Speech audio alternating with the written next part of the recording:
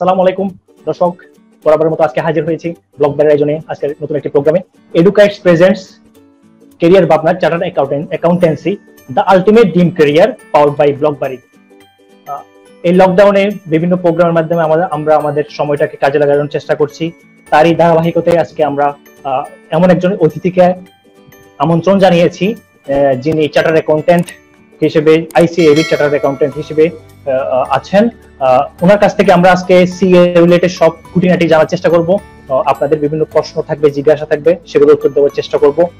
আমন্ত্রণ জানাচ্ছি আমাদের আজকের অতিথি মিস্টার নাজিবুল্লাহ এসিএ, যিনি বর্তমানে একটি বহুজাতিক আর্থিক প্রতিষ্ঠানে গ্রুপ ফাইন্যান্সিয়াল ম্যানেজার হিসেবে দায়িত্বরত আছেন।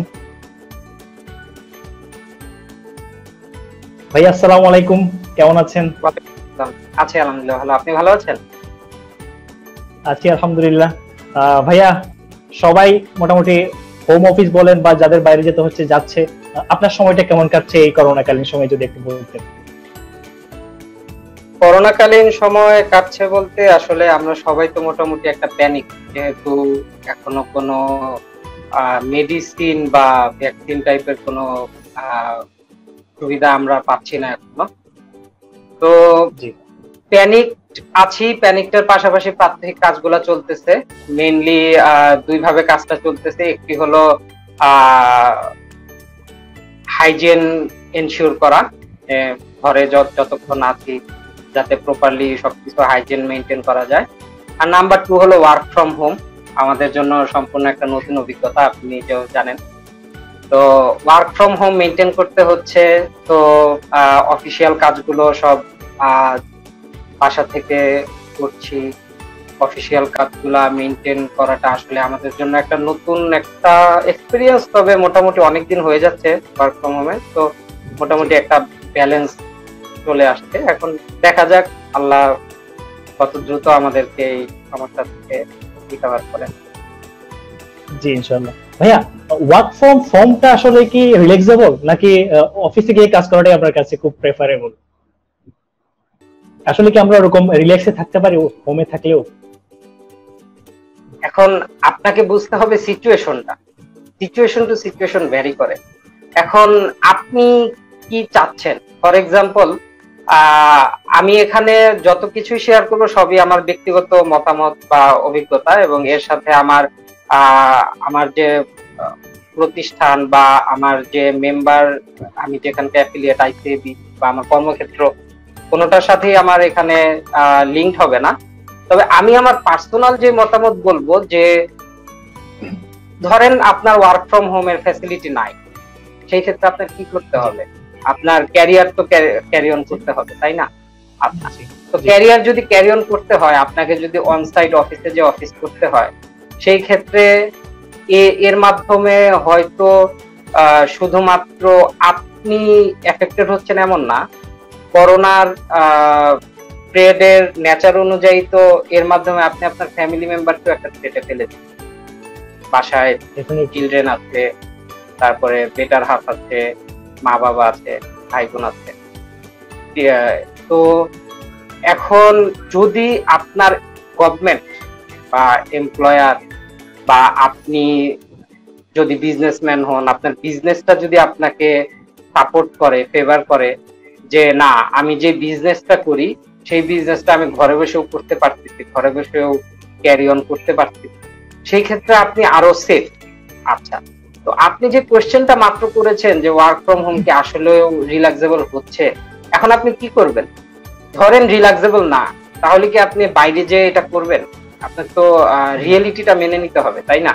তো আমার মতে, আমার যদি অফিস 10টা থেকে 6টা হতো, এখন যদি আমার অফিস বাসায় বসে 10টা থেকে 8টা করলেও হয়, কারণ একটা চ্যালেঞ্জ তো আছেই, ডেস্ক ওয়ার্ক, কলিগদের সাথে ফেস টু ফেস মিট করা, ওগুলো না করে কিছুটা চ্যালেঞ্জ তো আছেই। কিন্তু সেটা যদি প্রতিদিন 1 থেকে 2 ঘন্টা বেশি করেও কভার করা যায়, তাহলে তো আমি বলবো এটাও অনেক বড় একটা ফ্যাসিলিটি, যে অ্যাটলিস্ট আমরা বাসায় বসে আমাদের ক্যারিয়ারটা বাসায় থাকতে পারি, ক্যারি অন করতে পারি। জি জি জি। হ্যাঁ, আপনি আজকে আমাদের প্রোগ্রামে আপনাকে স্বাগতম। দর্শক আমার জিজ্ঞাসা থাকলে অবশ্যই আমাদের কমেন্ট বক্সে জানাবেন। এছাড়া আমরা বিভিন্ন প্রশ্ন উত্তরের মাধ্যমে আজকে ওনার কাছ থেকে জেনে নেওয়ার চেষ্টা করব এই সি এর আদ্যপান্ত সব বিষয় নিয়ে। তো ভাইয়া আসলে আমরা সবাই একটা স্বপ্ন নিয়ে সিএ পড়তে এসেছিলাম যে চার্টার্ড অ্যাকাউন্টেন্সি একটা রয়্যাল প্রফেশন, এখানে আত্মমর্যাদার পাশাপাশি হাই পেড স্যালারির একটা ব্যাপার স্যাপার থাকে, যেটা আসলে আমাদের সবার লক্ষ্য থাকে। তো আসলে এই সম্পর্কে যদি একটু জানাতেন যে আসলে এটাতে কতটুকুই বা আমাদের এই স্বপ্নটা ধরে রাখার জন্য কি দরকার, বা আসলেই বর্তমান সময়ের আমাদের ছোট ভাই বোনেরা যারা আসতে আগ্রহী তাদের জন্য আপনি কি বলবেন? আচ্ছা, আমি যদি আপনার কোয়েশ্চেনটাকে একটু স্টেজিফিকেশন করি, তাহলে কোয়েশ্চেনটা আছে এখনো প্রি ডিসিশন মেকিং স্টেজে, যে আমি এখনো ডিসিশন নেইনি, আমি সিএ প্রফেশনের ব্যাপারে একটু জানতে চাই আর সিএ আদৌ করবো। এই ক্ষেত্রে আপনি তো বললেনই এটা একটা রয়্যাল প্রফেশন। যেহেতু আপনি একটা যদি এটা ডেফিনিশনে যান, কিছু প্রফেশন আছে। প্রফেশন কোনগুলোকে বলে? For example teacher, obviously most honored profession in the world, because উনারাই মানুষ গড়ার কারিগর। তো টিচিং প্রফেশন, টিচার, আচ্ছা, তারপরে doctor, engineer, lawyer, chartered accountant, এগুলো এক একটা প্রফেশন। তো চার্টার্ড অ্যাকাউন্টেন্সিকে কর্পোরেট ওয়ার্ল্ড বলেন, আর প্র্যাকটিসে তো আপনার চার্টার্ড অ্যাকাউন্টেন্সি লাগবেই। এছাড়া তো আপনি কোনো একটা কোম্পানিকে তার আর্থিক প্রতিবেদন আপনি এটাকে সিগনেটরি হতে পারবেন, প্রেজেন্ট করতে পারবেন। জি। আর হলো আপনি যদি কর্পোরেট প্রফেশনের দিকে বলেন, যে চার্টার্ড অ্যাকাউন্টেন্সি এমন একটা প্রফেশন, এটা আপনি যদি আমাদের আপকামিং জুনিয়রদের উদ্দেশ্যে বলেন, সেই ক্ষেত্রে ইজিলি এইভাবে আমরা এক্সাম্পলটা সেট করতে পারি যে ডক্টর, ডক্টর কি শুধুমাত্র এমবিবিএস পাশ করলেই হয়ে যাচ্ছে? তার তো সাথে সাথে একটা ডেড বডিকে কাটতে হচ্ছে, তাই না? বডিটার ব্যাপারে ধারণা নিতে হচ্ছে, বিভিন্ন পার্ট অফ দ্য বডি, তারপর রেগুলার প্র্যাকটিক্যাল ধারণা নিতে হচ্ছে। তো ডক্টর কিন্তু শুধুমাত্র থিওরিটিক্যালি হচ্ছে না, থিওরিটিক্যালি পড়েই আমরা ডক্টর হতে পারতেছি না, আমাদের প্র্যাকটিক্যাল এক্সপেরিয়েন্সও লাগছে। পাশাপাশি রেগুলার ল্যাব ক্লাস হচ্ছে, পেশেন্ট ডিল করতেছে টিচারের সাথে। সেম ভাবে চার্টার্ড অ্যাকাউন্টেন্সি প্রফেশনটাও এদিক থেকে quite similar to those professions, because এখানেও আপনার অন সাইট এক্সপিরিয়েন্স থাকতে হবে। আমরা যারা সিএ পড়বো আগে ভাবতাম, কিন্তু ইন ডেপথ জানতাম না। হয়তো আমরা অনেকে, আমি পার্সোনাল নিজের কথা বলি, যে আমি চিন্তা করতাম যে হ্যাঁ সিএ পড়বো মানে পড়বো, তাই না? কিন্তু সিএ এর সবচেয়ে বড় একটা অনেক বড় একটা ফিচার, যেটা আপনাকে রিয়েলি প্র্যাকটিক্যাল লাইফের দিক দিয়ে অনেক এগিয়ে দিবে, সেটা হলো আপনি নিজেও এই প্রফেশনে আছেন, আপনি তো জানেন যে আপনার রেগুলার অফিস করার, রেগুলার লেখাপড়া তো আপনি সন্ধ্যার পরে হয়তো নিজে করতেছেন, কিন্তু প্রতিদিন তো অফিস আপনার করতে হচ্ছে, বিভিন্ন ক্লায়েন্টে অডিট করতেছেন। তো এখানে যেহেতু আপনি সিএ পড়ার পাশাপাশি আপনাকে প্র্যাকটিক্যাল এক্সপিরিয়েন্স গ্যাদার করতে হচ্ছে, প্রতিদিন একটা কোম্পানিতে আপনার ফার্মের হয়ে যে একটা কোম্পানিতে যে অডিট করতে হচ্ছে, অথবা আপনার ফার্মে বসে আপনার ওয়ার্কআউট করতে হচ্ছে বিভিন্ন কোম্পানির ফাইন্যান্সিয়াল। তো এখানে আপনি যে প্র্যাকটিক্যাল এক্সপিরিয়েন্স গুলো পাচ্ছেন, এটা কিন্তু অনেক ইম্পর্টেন্ট। আপনি যেটা আমরা আর্টিকেলশিপ পিরিয়ড বলি, সেই 3 বছর বা এইচএসসি ও লেভেল পাসদের জন্য 4 বছর, বা এ লেভেলে রেজাল্ট খুব ভালো থাকলে 3.5 বছর আর্টিকেলশিপ পিরিয়ড। এই টাইম গুলোতে কিন্তু আপনি যেভাবে নিজেকে প্রিপেয়ার করছেন, আপনি কিন্তু একদম প্র্যাকটিক্যাল এক্সপিরিয়েন্স নিয়ে তারপরে হয় ফার্মেই থাকছেন অথবা কর্পোরেট ওয়ার্ল্ডে ঢুকছেন। সেইখানে কিন্তু আপনি একদম নর্মাল গ্রাজুয়েট যারা, তাদের চেয়ে এগিয়ে থাকছেন, কারণ আপনার একদিকে আপনার প্রফেশনাল ডিগ্রি আছে, আপনার লার্নিং আরো অ্যাডভান্স লেভেলের আছে, পাশাপাশি আপনার প্র্যাকটিক্যাল এক্সপিরিয়েন্সও আছে, কারণ আপনি কিন্তু কর্পোরেট গুলোই অডিট করেছেন, ওদের কালচার জানেন, ওদের এনভায়রনমেন্ট জানেন, তারপরে ডিলিংস করেছেন। তো উনাদের সাথে ডিল করতে গিয়ে আপনার মধ্যে একটা ম্যাচুরিটি এসেছে। তো এই দিকগুলো থেকে অবশ্যই আপনাকে এই প্র্যাকটিক্যাল এক্সপিরিয়েন্স গুলো অনেক দূর এগিয়ে নিয়ে যায়। ভাইয়া আসলে আজকে আমরা সিএ সম্পর্কে আমরা প্রায় অনেক ধরনের কোয়েশ্চেনের সম্মুখীন হই। আমি জানি আপনিও অনেকবার কোয়েশ্চেনের সম্মুখীন হয়েছেন, একদম ছোট ছোট কোয়েশ্চেন থেকে শুরু করে যে আসলে কারা সিএ পড়তে পারবে, কিভাবে পড়বে, কি কতই বা খরচপাতি আছে, এ ধরনের ছোট ছোট কোয়েশ্চেন দিয়ে আমি আজকে আমাদের পুরো বিষয়টা তুলে আনার চেষ্টা করব। তো আপনি বললে আমরা আজকে শুরু করতে পারি আমাদের প্রোগ্রামে ছোট ছোট কোয়েশ্চেন। হ্যাঁ, আমাদের নরমালি যে কোয়েশ্চেন গুলো আসে এগুলা যেগুলো আপনার সংরক্ষণে আপনি করতে পারেন, আমি চেষ্টা করব। ভাই প্রথমে আমার কোয়েশ্চেন, সিএ পড়তে কি যোগ্যতা লাগে? সবাই সিএ পড়তে পারবে? সব ব্যাকগ্রাউন্ডে সবাই কি অনার্স কমপ্লিট করে সিএ পড়তে আসতে পারবে? এই ব্যাপারটা যদি একটু বলতেন। আচ্ছা, তো সিএ পড়তে যোগ্যতা আপনি যদি একাডেমিক সাইট থেকে বলেন, একাডেমিক সাইট থেকে তো আমাদের যে আইসিএবির ওয়েবসাইট আছে www.icab.org.bt, ওখানে গেলে আপনি খুব সুন্দর করে সবকিছু বর্ণনা দেয়া আছে। তাও আমি সংক্ষেপে বলি, সেটা হলো আপনি এসএসসি এবং এইচএসসি দুটো বোর্ড এক্সামেই আপনার জিপিএ 5 থাকতে হবে এবং যে কোনো একটিতে সিজিপিএ 5 থাকতে হবে, তার মানে সবগুলো বিষয়ে। এরপরে আপনি সিএ করতে পারবেন। কোনো ডিসিপ্লিন যেমন সায়েন্স বা বিজনেস স্টাডিজ বা ফাইন আর্টস এরকম কোনো বাধ্যবাধকতা নাই, আপনি সব ডিসিপ্লিন থেকেই আসতে পারবেন। আর হলো গ্রাজুয়েশন করলে তো অবভিয়াস তাহলে আরো পারবেন, কারণ এসএসসি পর গ্রাজুয়েশন, পোস্ট গ্রাজুয়েশন করলে আরো পারবেন, সমস্যা নেই। আর ও লেভেল এ লেভেলের ক্ষেত্রে 2টা এ 3টা বি এরকম রিকোয়ারমেন্ট আছে। তো আপনি এটা হলো একাডেমিক সাইড। আর আপনি যদি টার্গেটের সাইডটা বলেন বা আমি কি করব কি না, ওইরকম সিলেকশনের পার্সপেক্টিভে তো অনেক কোয়ালিটেটিভ ফ্যাক্টর চলে আসবে। এটা হলো একাডেমিক সাইডটা বললাম।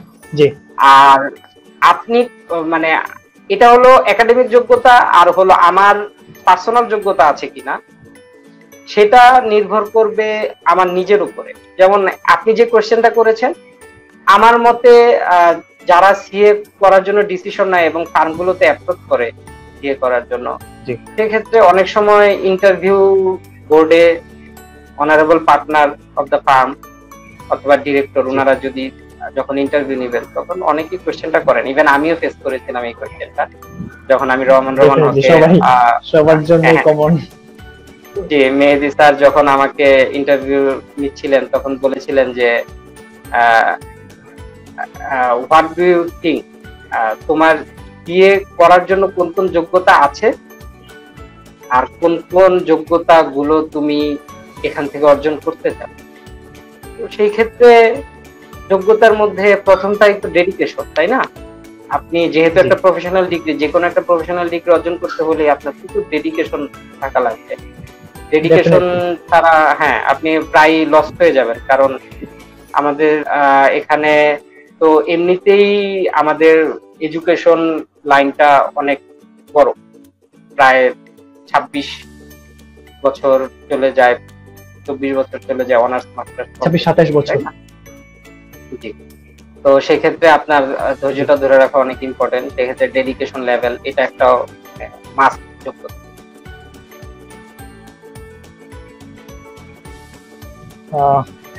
ভাই আপনি এইচএসসির পরের কথা বললেন, এইচএসসির পরে কি আসলে সিএ করা যায়? তাহলে কখন বেটার, এইচএসসির পরে করা বেটার নাকি আমার গ্রাজুয়েশন কমপ্লিট করে আসাটা বেটার? আচ্ছা, সবার জন্য উন্মুক্ত কিনা ব্যাপারটা, আসার ব্যাপারটা? হ্যাঁ, ওই যে বললাম রেজাল্ট হলে সবার জন্যই উন্মুক্ত।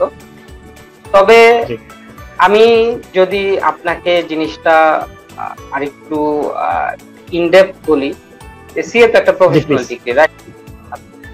যেহেতু এটা একটা প্রফেশনাল ডিগ্রি, সেক্ষেত্রে এটা দুঃসাধ্য কোনো ডিগ্রি না, তাহলে তো এত চার্টার্ড অ্যাকাউন্টেন্ট থাকে। এটা কষ্টসাধ্য। কষ্টসাধ্য কেন? কারণ হলো ওই যে বললাম যে আপনি এত বছর লেখাপড়া করেছেন, এসএসসি এইচএসসি পাস করেছেন, তারপরে অনার্স করেছেন, এরপর যদি আপনি আবার সিএতে ঢুকেন, তারপরে আপনার একসময় মনে হবে ভুল করেছি, চাকরিতে চলে যাই, এখন চলে যাই, ওইরকম। তো একটু আনসার্টেনিটি থাকে, কিছুটা কষ্টসাধ্য, স্ট্রাগল করতে হবে। দেখেন, স্ট্রাগল না করলে আপনি আর এই ডিগ্রি নিয়ে কি লাভ?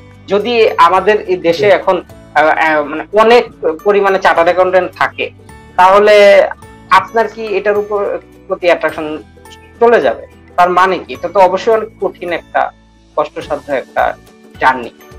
তো এখন এইচএসসির পর যদি সিএ অ্যাপ্রোচ করতে চান, it's up to the individuals.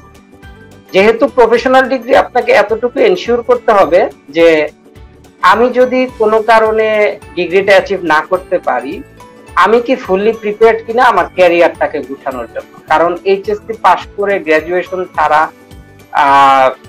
BA pass করে ফেললে তো আপনি হলো আপনার, কিন্তু যদি কোনো কারণে না পাস করতে পারেন বা কোনো কারণে শেষ না করতে পারেন, তাহলে তো আপনাকে মার্কেটে কিভাবে ঢুকতে হবে, জব মার্কেটে HSC pass and BA course complete certificate নিয়ে ঢুকতে হবে।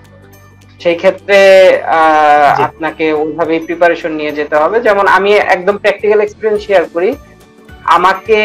আমি ছেলেটার নামও আমার মনে আছে, মোহাম্মদ আলী। উনি নটর ডেম থেকে এই যে লাস্ট ইয়ার পাস করেছে 2019-এ। তো আমার সাথে কমিউনিকেট করেছে যে ভাইয়া আমার রেজাল্ট সব আছে আইসিএবি ক্রাইটেরিয়া অনুযায়ী এসএসসি, তো আমি সিএ করতে চাই।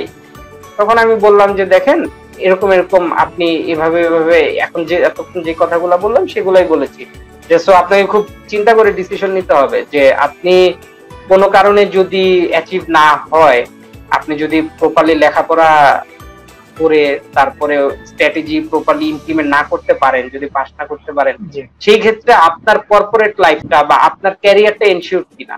তো সে বলেছে আমার প্রবলেম নাই, আমাদের ফ্যামিলি বিজনেস আছে, যদি ওরকম কোনো প্রবলেম হয় আমি বিজনেস ক্যারি অন করবো, পরে গ্রাজুয়েশন করে নিব, ব্রেক থাকুক বা বাইরে যেয়ে পড়ে আসবো। তো আমি আমার সিএর প্রতি আমার অনেক ফ্যাসিনেশন আছে, আমার খুব ইচ্ছা সিএ করবো, তো এত ওয়েট করতে চাচ্ছি না, এখনই করে ফেলবো। This is up to the individuals. But এটা যেটা বললাম ওইটাই, যে আপনার যদি মনে হয় যে না, I have nothing to lose, আমার কোনো পিছুটার নেই, আমি হলে হবে, না হলে সমস্যা নেই, অন্যান্য অপশন আছে, ওকে। জি, ওকে। তাহলে ভাইয়া আমরা যেটা নিয়ে বলছিলাম যে এইচএসসি অথবা অনার্স নিয়ে, তাহলে কি মাস্টার্স এর কোনো দরকার আছে আসলে, বা মাস্টার্স কে আমার করতেই হবে বা না করলে কোনো অসুবিধা নেই, এই ধরনের ব্যাপারটা?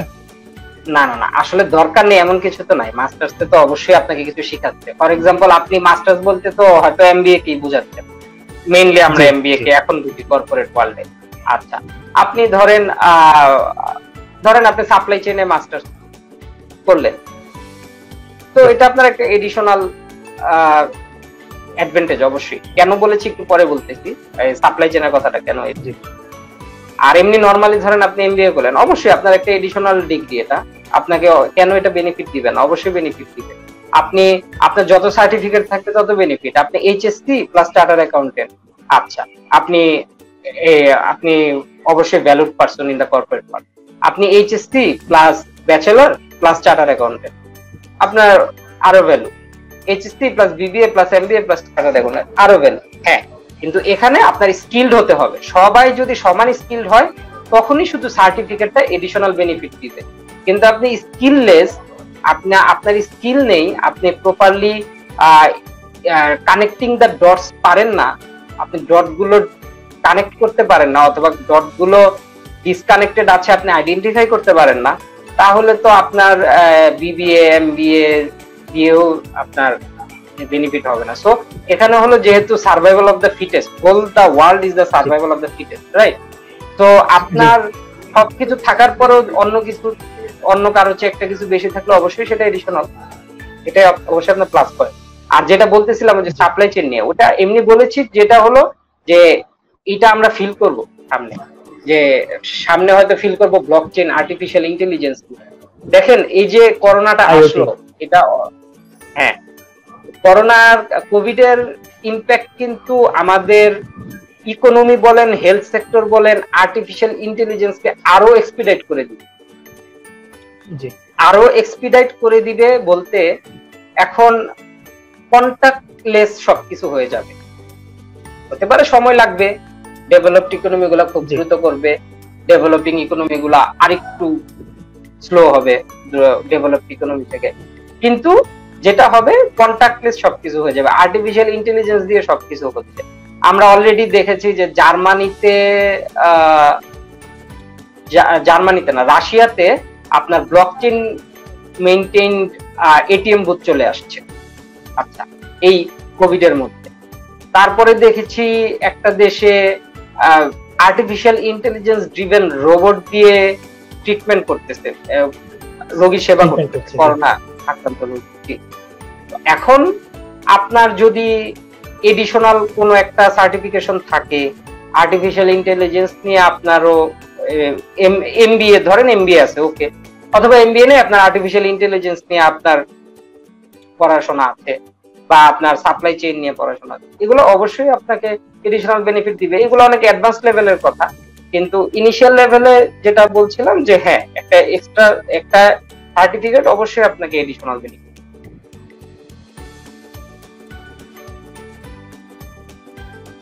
আচ্ছা, তো ভাইয়া সিএ পড়তে আগ্রহী প্রাথমিক কাজগুলো কি হবে, যে আমি কিভাবে ভর্তি হব, কোথায় যাব, কিভাবে ইনফরমেশন গুলো কালেক্ট করব, এই ব্যাপারে যদি একটু বলতেন। এবং প্রাথমিক কাজগুলো। প্রাথমিক কাজগুলো ফার্স্টে আমি বলবো যে সিএ ডিসিশন মেকিং এর সময় সোয়াট অ্যানালাইসিসটা করা খুব ইম্পর্টেন্ট। মানে আপনি যে সিএ করতে চান সেই ক্ষেত্রে আপনি যদি একটা সোয়াট অ্যানালাইসিস করে নেন, যে স্ট্রেংথ, ফর এক্সাম্পল আপনার স্ট্রেংথ কি, আপনার স্ট্রেংথ হলো আপনার ডেডিকেশন আছে সিএ করার জন্য, নাম্বার ওয়ান। ডেডিকেশনটা কিন্তু খুব ইম্পর্টেন্ট, কারণ মানুষ গোল ড্রিভেন, রাইট? পারিপার্শ্বিক অবস্থার কারণে অনেক সময় প্রবলেম হয়, সেটা ভিন্ন কথা। নাম্বার টু, ধরেন আপনার স্ট্রেংথ হলো আপনার ফ্যামিলি সাপোর্ট আছে। সাপোর্ট আছে বলতে আপনার ফ্যামিলি অ্যাটলিস্ট বলতেছে হ্যাঁ তুমি ওকে, নো প্রবলেম, আগামী 3-4 বছর তুমি সিএ করো, ডিগ্রিটা অ্যাচিভ করার ট্রাই করো, নাথিং টু হারি about the starting the corporate career or practice life. তো তোমার ফ্যামিলির আর্নিং মেম্বার হওয়া দরকার নেই, আগামী 3-4 বছর তুমি তোমার মতো গোছানো ট্রাই করো। মোস্ট ইম্পর্টেন্ট কিন্তু আপনার একটা, হ্যাঁ এটাই, এটা মোস্ট ইম্পর্টেন্ট অবশ্যই। তাহলে আমরা বলতে পারি যে strong objective of being chartered accountant আর ফ্যামিলি সাপোর্ট, এই দুইটা আমরা তাহলে ইকুয়ালি রাখি, যেহেতু মোস্ট ইম্পর্টেন্ট বললেন। আচ্ছা, উইকনেস কি থাকতে পারে? উইকনেস হলো ধরেন আপনার অ্যাকাউন্টিং সাবজেক্টই যে সি এর সব এরকম না, আপনার হয়তো কনসেপচুয়াল বা কেস স্টাডি সলভ করা এরকম বিষয়গুলোতে আপনার একটু প্রবলেম হয়, এটা আপনার একটা উইকনেস। কনসেপচুয়ালি ক্লিয়ার থাকতে প্রবলেম হয়, কনসেপচুয়ালি ক্লিয়ার না, এটা আপনার over the 3 years at the firm অনেকটাই হয়তো কভার হয়ে যাবে।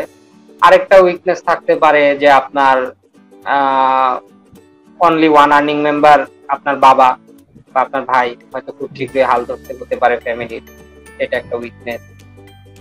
অপরচুনিটিজ এভাবে থাকবে, থ্রেটস এভাবে থাকবে। তো আপনি একটা পেজকে যদি 4 কোয়াড্রেন্ট করে এটার মধ্যে স্ট্রেংথ, উইকনেস, অপরচুনিটিজ, থ্রেটস গুলো প্লটিং করেন, তারপরে আপনি এরপরে আপনার যে অ্যাপ্রোচটা, আমি ফার্স্টে ফার্ম বা ইসে যাচ্ছি না, ফার্ম সিলেক্টে যাচ্ছি না, এরপর আপনি সোয়াট অ্যানালাইসিসটা করার পরে আপনি পরিচিত কয়েকজন সিনিয়রের সাথে আবার একটু কথা বলেন, যারা অলরেডি সিএ পড়তেছে 2 জন, আর 2 জন ধরেন যারা অলরেডি সিএ পাস করেছে, কর্পোরেটে আছে বা প্র্যাকটিস করছে। এই কয়েকজনের সাথে কথা বলে আপনি আরো বিস্তারিত জানেন যে ওনারা সিএর ব্যাপারে কি বলতেছে, মার্কেট এখন কি অবস্থা, মার্কেটের ফিউচার কি হবে, উনাদের কি মনে হচ্ছে সিএ করে তারপর করতে গিয়ে উনাদের সাথে কথা বলে আপনি সোয়াট অ্যানালাইসিসটা আবার একটা রিভিজিট করেন। এরপর আপনার মধ্যে একটা ডাউট আসতে পারে যে না, অনেকেই সিএ এর ব্যাপারে যাদের সাথে কথা বলতেছি ম্যাক্সিমামই ডিমোটিভেট করতেছে, তো আমি তাহলে যাব না, আমি বিসিএস এর প্রিপারেশন নেই বা ডাইরেক্ট জব প্রিপারেশন। সেই ক্ষেত্রে আপনি এখানে ওই ডিসিশনটা না নিয়ে আপনি আবার যেই এইটাকে অপশনাল রেখে আপনি যেই প্রফেশন সিলেক্ট করতেছেন, ফর এক্সাম্পল আপনি জব প্রিপারেশন নেবেন, কোন একটা কর্পোরেটে বা সরকারি চাকরির জন্য প্রিপারেশন নেবেন, তাদের সাথে আবার কথা বলে দেখেন যারা ওইখানে সাকসেসফুল বা যারা অনেক বছর ধরে পরীক্ষা দিচ্ছে সরকারি চাকরির জন্য, বা যারা অলরেডি জবে আছে, কর্পোরেটে হোক, সরকারি চাকরি, দেখবেন কি সব জায়গায় সবারই একটা না পাওয়ার বেদনা আছে, ঠিক আছে? না হলে তার ব্যালেন্স শিট হতো না। একদিকে প্রাপ্তিও থাকবে, একদিকে অপ্রাপ্তিও থাকবে, তাই না? তো এই প্রাপ্তি ও অপ্রাপ্তি সবগুলো আপনাকে স্কেলিং করতে হবে, যে আপনি কি চান। সোশ্যাল রেসপেক্ট কে আপনি 10-এ কত দিবেন, তারপরে আপনি আর্নিংস কে আপনি কত ওয়েট রাখবেন আর ওইটাতে কত দিবেন, তারপরে আপনি সোশ্যাল সেফটি, সিকিউরিটি, এগুলো সবকিছু আপনি গ্রিড লাইন করে আপনাকে কিছু ডিসিশন নিতে হবে। যদিও কমপ্লেক্স মনে হচ্ছে, কিন্তু এটা কিন্তু মারুফ, এটা কিন্তু সারা জীবনের একটা ডিসিশন, রাইট? তো আপনি অবশ্যই আপনি 2 বছর পরে চিন্তা করলেন যে না, আমার সিএতে যাওয়াই বেটার ছিল, কারণ কি আপনি এখন যে জবে ঢুকেছেন ওই জবে কয়েক বছর পর দেখতেছেন আপনার ফ্রেন্ড সিএ করে আপনার উপরের লেভেলে এসে জয়েন করেছে। আবার ধরেন আপনি সিএ করতেছেন, 2 বছর পর মনে হলো না, আমার ফ্রেন্ডটা এখন সরকারি চাকরি করে, খুব রেসপেক্ট পায়, হয়তো বাসায় চলে আসে দ্রুত আমার চেয়ে আগে, কিন্তু তাদের সাথে কথা বলে আপনার দেখতে হবে, তাদের সাথে মন খুলে কথা বলে যে তাদেরও অপ্রাপ্তি বেদনা আছে কিনা। ওইরকম করে আপনি ফার্স্টের ডিসিশন গুলা প্লটিং করলেন, তারপরে হয়তো আপনি এখন ডিসিশন নিলেন যে আচ্ছা আপনি সিএ করবেন। এরপর আমরা আসি যে এরপরের স্টেপ। এরপর যখন আপনি ধরলাম আপনি সিএ করার জন্য সিদ্ধান্ত নিয়েছেন, এরপরে আপনাকে যেটা করতে হবে, আপনি আইসিএবির ওয়েবসাইট থেকে আপনি ফার্ম লিস্ট গুলা নামাতে পারেন, মানে অনেকগুলো ফার্মের লিস্ট আছে। তো ফার্মের লিস্ট গুলা নামাতে পারেন, ফার্মের লিস্ট গুলা দেখলেন, নামগুলো দেখলেন, নামগুলো দেখার পরে আপনি ইন্টারন্যাশনাল কিছু আর্টিকেল বা ওয়েবসাইট করলেন যে ইন্টারন্যাশনালি কিরকম রিকোয়ারমেন্ট, ফার্মগুলা কোন কোন ফার্মগুলার রেপুটেশন আছে, তারপরে বাংলাদেশের মার্কেটে কোন ফার্মগুলার রেপুটেশন আছে। আবার সেই সিনিয়রদের সাথে একটু যোগাযোগ করতে পারেন। সিনিয়ররা অবশ্যই আপনাকে ভালো পরামর্শ দিবে, খারাপ পরামর্শ দিবে না। ওনারা আপনাকে বলবে, ওনারা আপনাকে হেল্প করতে পারবে। আপনার টিচারের সাথে কথা বলবেন। যেমন আমি ফার্ম সিলেকশনের সময় আমার হয়তো অবশ্যই ইনডিসিশনে ছিলাম, আদৌ সিএ কখন করব কিনা, এইসব ব্যাপারে ফ্যাকাল্টির সাথে কথা বলবেন, সিনিয়রদের সাথে কথা বলবেন। ওনাদের সাথে কথা বলার পর আপনি একটা ফার্ম চুজ করলেন। তো একটা ফার্ম চুজ করলে তো আর হবে না, ধরেন আপনি 5টা ফার্ম চুজ করলেন। তো 5টা ফার্ম চুজ করার পর আপনাকে খুব সুন্দর একটা কারিকুলাম ভিটাই বানাতে হবে।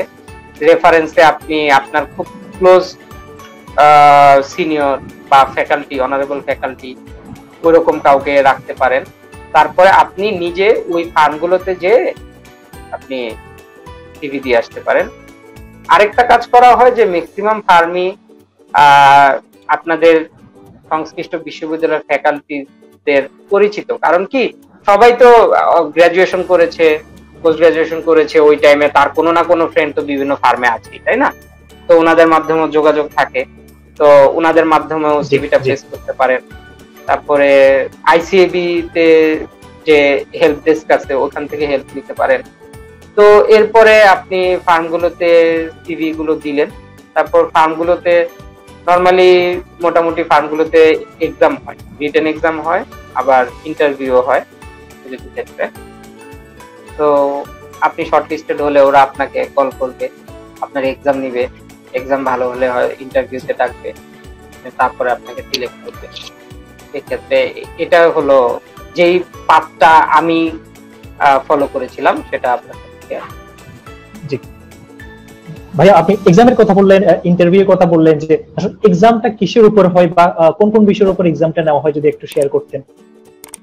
এটা তো আসলে ফার্ম টু ফার্ম ভ্যারি করবে, তবে নরমালি আপনার এক্সামে যেহেতু আপনি চার্টার্ড অ্যাকাউন্টেন্সি পড়তে চান, তো সেই ক্ষেত্রে আপনার কিছু শর্ট কোশ্চেন থাকবে, অল্প কিছু, খুব বেশি ওয়েট থাকবে না এগুলাতে। কিছু শর্ট কোশ্চেন থাকবে অ্যাকাউন্টিং নিয়ে, কিছু থাকবে ট্যাক্স নিয়ে, কিছু থাকবে পাজলস থাকতে পারে, তারপরে অ্যানালিটিক্স, অল্প কিছু জেনারেল নলেজ, ইংলিশের একটা কম্প্রিহেনশন থাকতে পারে। এগুলো ফার্ম টু ফার্ম ভ্যারি করবে। তবে নরমালি আসলে প্র্যাকটিক্যাল সিনারিও ইজ আপনি ওখানে তো আপনাকে জাস্ট যাচাই করবে যে আপনি কিরকম জানেন, বা তো ওইরকম কোনো খুব অ্যাডভান্স লেভেলের কিছু হবে না, তবে অবশ্যই যেহেতু আপনারা কম্পিটিটর থাকবেন অন্যদের মধ্যে তো ভালো করতে হবে, এই সাবজেক্ট গুলা কাজ থাকা।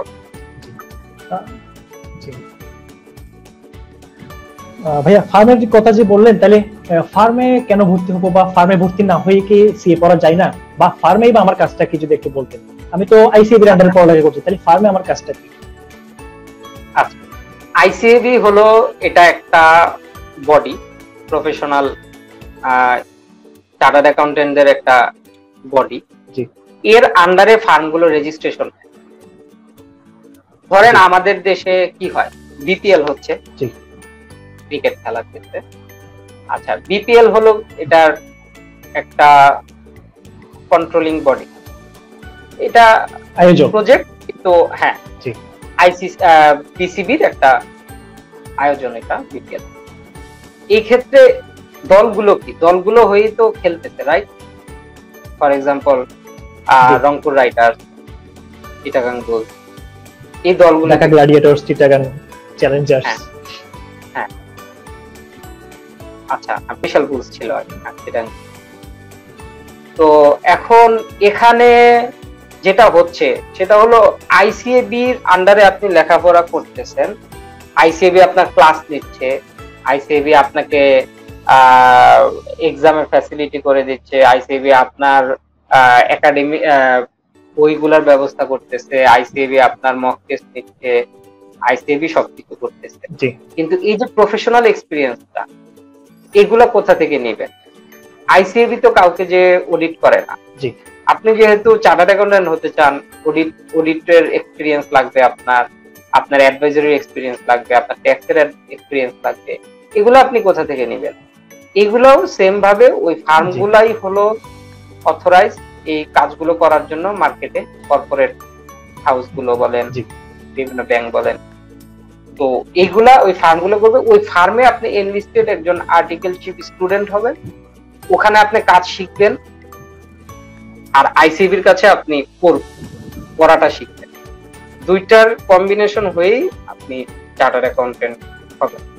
তো এই ক্ষেত্রে ফার্মই আপনার, আইসিবি আপনার আলটিমেট গার্ডিয়ান, কিন্তু ফার্ম হলো আপনার প্রাইমারি কন্ট্রাক্ট। ফার্মই আপনার পুরোটা বছর চলে যাবে। আর যেটা বলতেছিলেন সেকেন্ড যেটা পার্ট ছিল যে ভাইয়া ফার্মে না, এই ফার্ম না হলে করা যায় না, না এটা হবে না কেন? ওই যে ফার্স্টে একদম বললাম যে by the own nature of this profession, আপনি অন্যদেরকে কেন এগিয়ে থাকবেন? আপনার ফ্রেন্ড ধরেন বিবিএ এমবিএ করে একটা এবিসি কোম্পানিতে চাকরি নিয়ে এখন খুব মানে জব করতেছে। আচ্ছা, তো আপনি এই যে আপনি এই যে 3 বছর বলেন বা কোনো ক্ষেত্রে 4 বছর বলেন, 5 বছর বলেন, এই যে আপনি ইনভেস্টটা করবেন, আপনার এক্সপেকটেশন কি? আপনি অবশ্যই একটা ক্যারিয়ারে অনেক বড় একটা অ্যাডভান্সমেন্ট চান, অনেক বড় একটা গ্রোথ চান। আচ্ছা, সেই ক্ষেত্রে আপনার মধ্যে তো কিছু ভ্যালু ইনবিল্ট হতে হবে, যেই কারণে কর্পোরেট সেক্টর বলেন বা বিভিন্ন হাউস বলেন, এমপ্লয়ার বলেন, আপনার ভ্যালুর কারণে আপনাকে রিকগনাইজ করতে বাধ্য হয় যে হ্যাঁ, he or she has the ability, has the skills, and we need to hire him or her, এবং আপনি এখানে ক্যারিয়ার একটা অ্যাডভান্সমেন্ট পাবেন। এটা আপনার কোথায় বিল্ড হবে? এটা বিল্ড হবে আইসিবি আপনাকে অ্যাডভান্স, হ্যাঁ আইসিবি আপনাকে অ্যাডভান্স নলেজ দিচ্ছে হলো ক্লাস করানোর মাধ্যমে, কোচিং ক্লাস, যেখানে আপনাকে সব বিষয়গুলো পড়ানো হয়। আর ফার্মগুলো আপনাকে প্র্যাকটিক্যাল এক্সপেরিয়েন্স দিচ্ছে। আপনি ফার্মে কি করতেছেন? আপনি ফার্মে অনেকটা ফরেনসিক কাজ করতেছেন, একদম মর্গতে যেমন লাশ কাটা হয় সেভাবে আপনি ফরেনসিক কাজ করছেন। কি একটা ফাইন্যান্সিয়াল স্টেটমেন্ট দেখছেন, একটা কোম্পানির ফাংশন দেখছেন, ওই ফাংশন গুলো কিভাবে রান করতেছে দেখতেছেন, প্রোডাকশন কিভাবে চলতেছে, ম্যানুফ্যাকচারিং প্রসেসে কোন স্টেজে কি কাজ হয় ওটা দেখতেছেন, ওয়্যার হাউস ভিজিট করতেছেন। মানে আপনার এই লার্নিং গুলা আপনি অন্য কোথাও পাবেন না। কেন? আপনি এখন কোথাও একটা জবে ঢুকলেন, ফর এক্সাম্পল, ওই জবে ঢুকলে কি ওই সেক্টরটাই জানতেছেন, কিন্তু সিএ ফার্মে থাকলে আপনি এট এ টাইম একটা ম্যানুফ্যাকচারিং কোম্পানি অডিট করলেন 4 মাস পরে আপনি হয়তো একটা ব্যাংকে অডিট করলেন, ব্যাংকিং সেক্টরটা দেখলেন অল্প অল্প, যদিও মানে একদম বাস্ট আপনার দেখা হচ্ছে না, কারণ টিমে 5-6 জন থাকবেন, এক একজন এক একটা সেক্টর দেখবেন। তারপরে আরেকটা আপনার অ্যাডভাইজরি আসলো, ওই অ্যাডভাইজরিতে আপনি ইনভেস্টমেন্ট প্ল্যান অ্যানালাইসিস করলেন। এরকম যে মাল্টিপল যে ডাইনামিক এক্সপিরিয়েন্স গুলা হবে, এইগুলা আপনার ওই ফার্ম এক্সপিরিয়েন্স ছাড়া হবে না। আর সবচেয়ে বড় কথা হলো গিয়ে, এটা হলো গিয়ে রিকোয়ারমেন্ট, এটা রিকোয়ারমেন্টটাই হলো যে ফার্মের এনলিস্টেড হতে হবে এবং ফার্মে কাজ শিখতে হবে, পাশাপাশি আইসিএসসি আপনি পরীক্ষা দিবেন, এটাই হলো রিকোয়ারমেন্ট। তো এটা অ্যাভয়েড করার কোনো নেই। ওকে, থ্যাংক ইউ ভাইয়া, অনেকগুলো ইনফরমেশন আপনার মাধ্যমে আমরা জানানোর চেষ্টা করছি।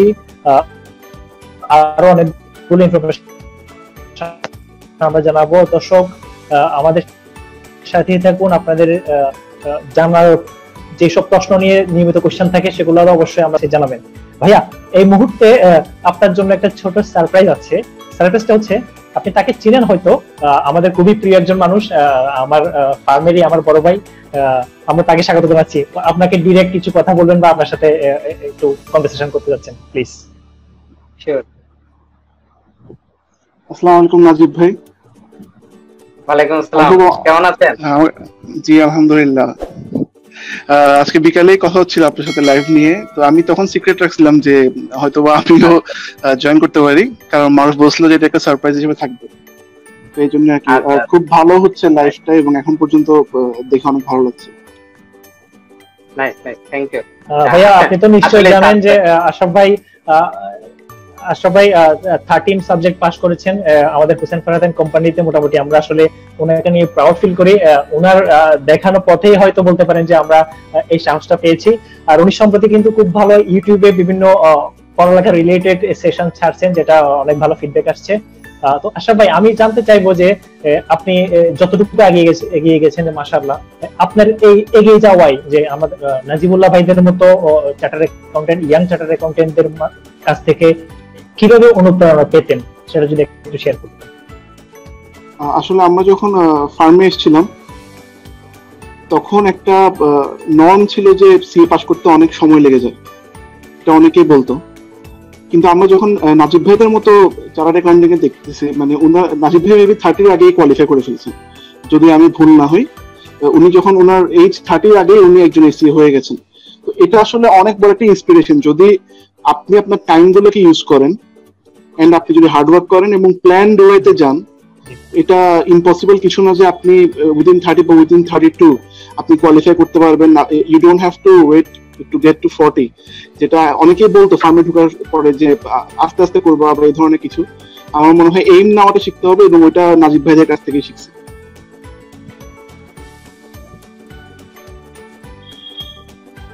আসলে আপনাদের মতো কিছু ইয়াং চার্টার্ড অ্যাকাউন্টেন্ট এছাড়াও অন্যান্য আমাদের প্রবীণ চার্টার্ড অ্যাকাউন্টেন্টের সহায়তার কারণে কিন্তু আমাদের এই স্বপ্নটা দেখা আসলে। না না, আমি একটা এখানে প্লিজ আমার এটা একটু মানে অতিরিক্ত হয়ে যাচ্ছে। যেটা হলো আপনারা যদি এটা দেখেন, ওই চার্টার্ড অ্যাকাউন্টেন্টদের লিস্ট দেখেন, অনেক ইয়াং চার্টার্ড অ্যাকাউন্টেন্ট আছে, আমার চেয়েও ইয়াং। তো ওরকম কিছু না, এটা হলো ওই যে যেটা বলতেছিলাম যে ডেডিকেশন, তারপরে স্ট্রেংথ গুলা কোন কোন জায়গায় স্ট্রেংথ, তারপরে হলো তারপরেও সিচুয়েশনও তো ফেভার করতে হয়। আমরা এমনও অনেক দেখেছি যে পরীক্ষার কিছুদিন আগে একজনের আমাদেরই এক সিনিয়রের ফ্যামিলি মেম্বার মারা গিয়েছে।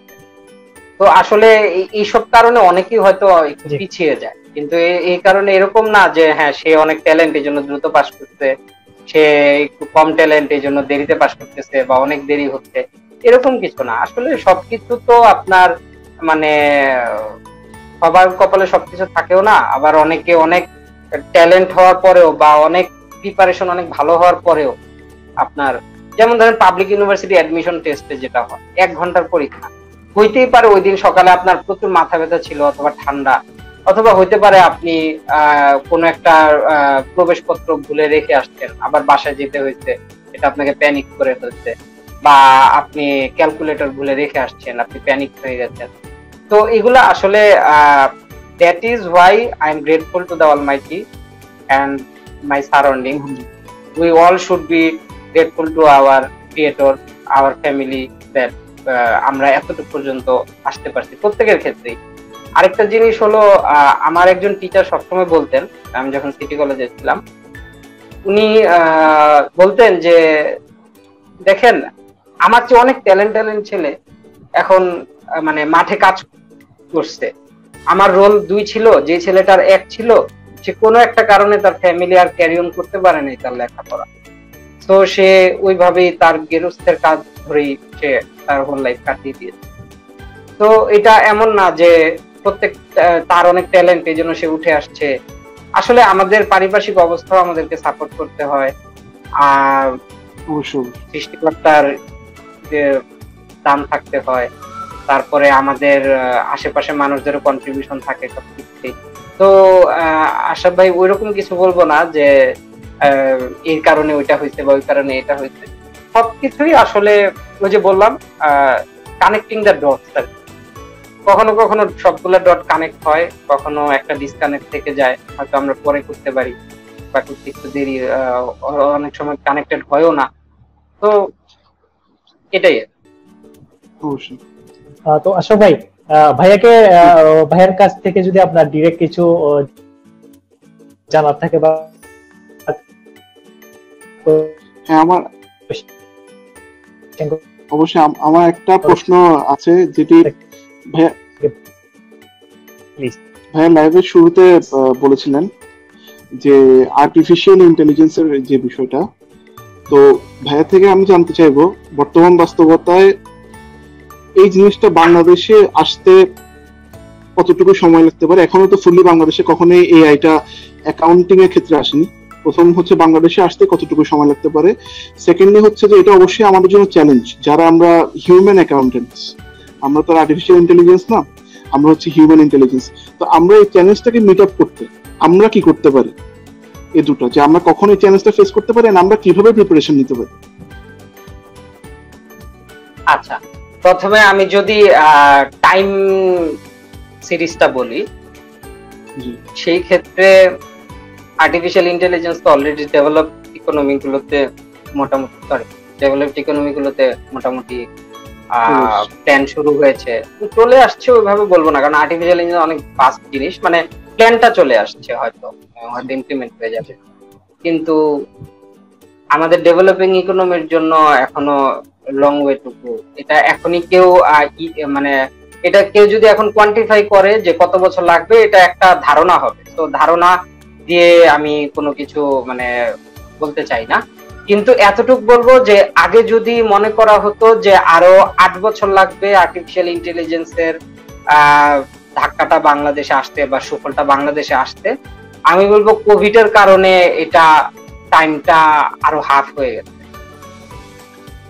কারণ কি, এখন দেখলাম তো আমরা যে একজন মানুষ আরেকজন মানুষের কাছে যেতে পারতেছি না, আমরা অলরেডি কন্টাক্টলেস ডেলিভারি শুরু হয়ে গেছে। আমি দেখলাম যে কিছু কোম্পানি অলরেডি কন্টাক্টলেস ডেলিভারি কিভাবে করতেছে, আমি অনলাইনে গেটওয়েতে পেমেন্ট করে দিচ্ছি, আমার বাসার দরজার বাইরে ওরা রেখে আমাকে টেক্সট করে চলে যাচ্ছে, এবং আমি ঠিক 30 মিনিটস পরে এটা নিয়ে আসতেছি, যেহেতু বাসার নিচে সিকিউরিটি আছে, এটা কেউ নিয়ে যাবেন।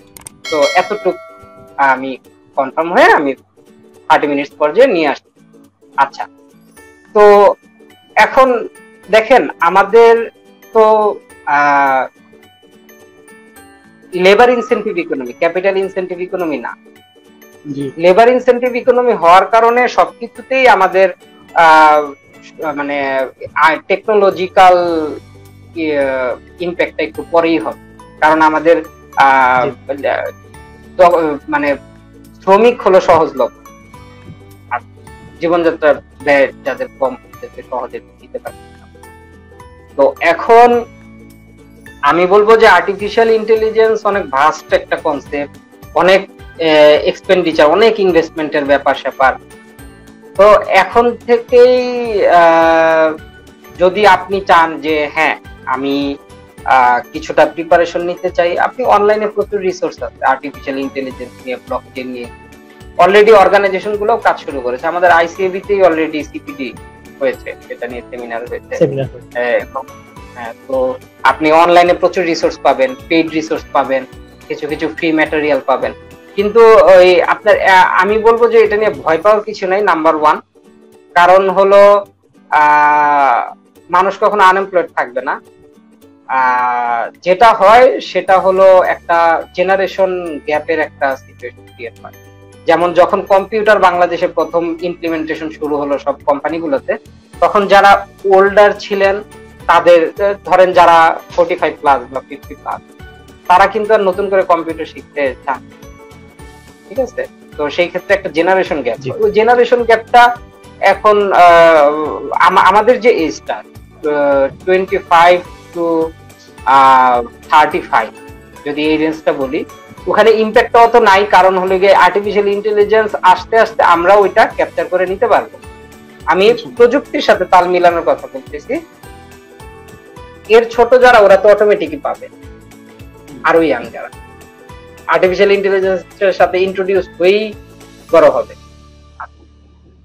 এটা হলো ইন্ট্রোডিউসড হওয়া। আর যদি বলেন যে আর্টিফিশিয়াল ইন্টেলিজেন্সের কারণে অনেক জায়গায় জব ফ্যাসিলিটিটা কমে যাবে, আগে যেখানে 10 জন কাজ করতে ওখানে 6 জন কাজ করবে, এরকম তো অনেক হয়েছে। এরকম কম্পিউটার আসলো, কম্পিউটার আসার পর আমরা কি শুনেছি যে রেজিস্টার খাতা উঠে যাচ্ছে, খতিয়ান বহি উঠে যাচ্ছে, তারপরে জার্নাল এন্ট্রির বড় বড় রেজিস্টার খাতা উঠে যাচ্ছে, চাকরি সব শেষ। চাকরি শেষ হয়েছে? না, চাকরি শেষ হয় নাই। নতুন নতুন ডাইমেনশনে, নতুন নতুন ডাইনামিক্স সেক্টরে এমপ্লয়মেন্ট অপরচুনিটি ক্রিয়েট হয়েছে। হ্যাঁ, তো এরকমই এখানে কিছু মানে ওই রকম কোনো আনএমপ্লয়মেন্টের থ্রেট নাই। কিন্তু আমাদের যেটা করতে হবে যে প্রচুর আপডেটেড থাকতে হবে, কি হচ্ছে আশেপাশে খেয়াল রাখতে হবে।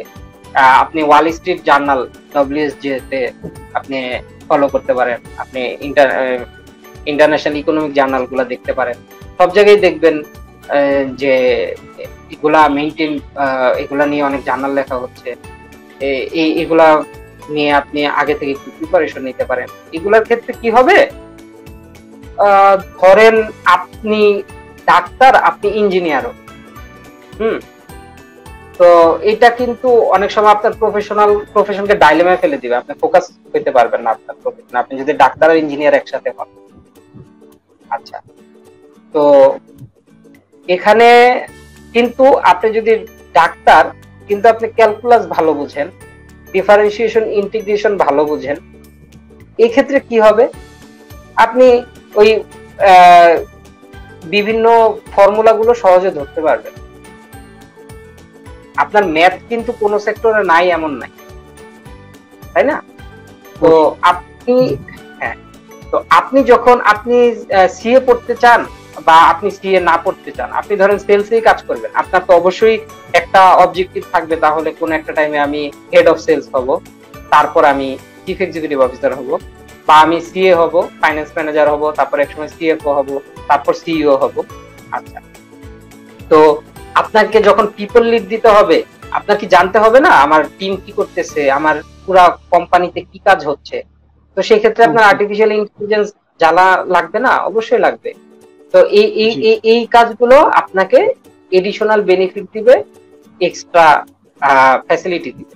তবে এটা নিয়ে এত হেডেক নেওয়ার কিছু নাই। তবে আমাদের প্রত্যেকের উচিত যুগের সাথে তাল মিলে এগুলোর সাথে updated. Thank you very much. Ashraf ভাই, ধন্যবাদ, thanks for joining with us. আপনি যদি ছোট করে যদি কিছু বলতে চান, যে আপনি আসলে অনেকগুলা দিক নির্দেশনামূলক ভিডিও বানান বা আমাদের জন্য পড়ালেখার স্টাডি ম্যাটেরিয়াল তৈরি করেন, তো ভাইয়াও আছেন, আপনি যদি শেষ মুহূর্তে যদি আমাদের সিএস স্টুডেন্টের জন্য উদ্দেশ্যে ছোট করে কিছু বলতে চান।